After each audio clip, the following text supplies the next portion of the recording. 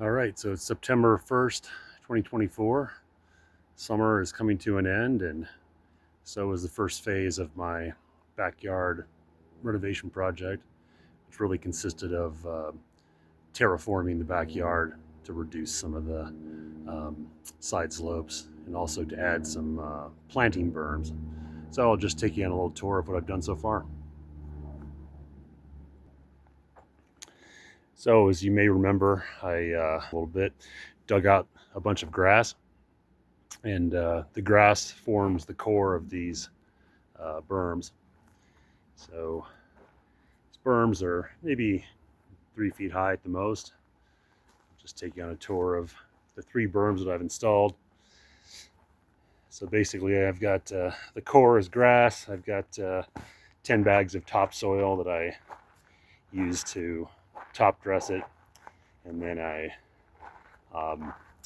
added pea gravel as a final top dressing. So you can see here down the bottom we've got access from all sides. It's kind of an important characteristic of a berm.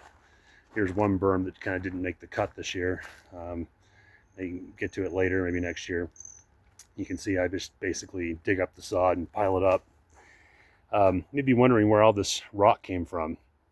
The rock actually came from over here. We had a pond, and the pond was lined with pretty nice moss rock, lichen covered sandstone, which I didn't care for the way that they had done that, but previous owner. So I actually repurposed all of that sandstone and put it in these berms. And actually all the rock in here, except for the pea gravel and the topsoil, was repurposed from the yard. You know, it's not as I prefer to have a palette of very similar rock, and basically I prefer to build up nice hardscapes that kind of looked like real rock layers. But I decided I wanted to repurpose the rock, so I figured let's just kind of go with the flow. So the hardscapes tend to be a little more jumbled. It's like sort of a rock fall type of berm rather than rock layers.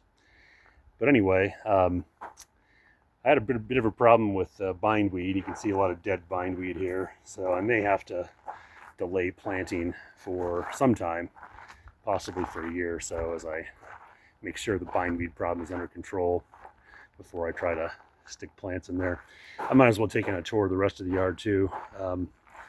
We had to this slope that you see here was about a 15-degree side slope, really difficult to walk on. Now I'm able to safely walk on it all the way around, which is kind of nice. When I had 4 tons of gravel in the front yard, and that's how before I could move that gravel, I had to build a nice level side slope.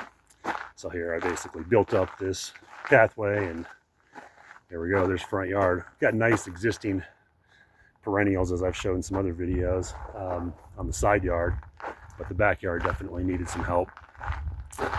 We installed this concrete patio several months ago, so it gives us a nice place to live and entertain, but we had to deal with the side slope, so making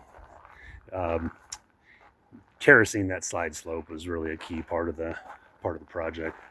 I may have an update as time goes on. If I do anything else this year, I'll let you know. But yeah, I thought the few people who enjoy my gardening activities might enjoy seeing this. So drop me a comment if you have some feedback, and if you want to see more videos like this, make sure you hit like, because it tells YouTube's algorithm that those are the videos that you like. So anyway, until next time, appreciate it.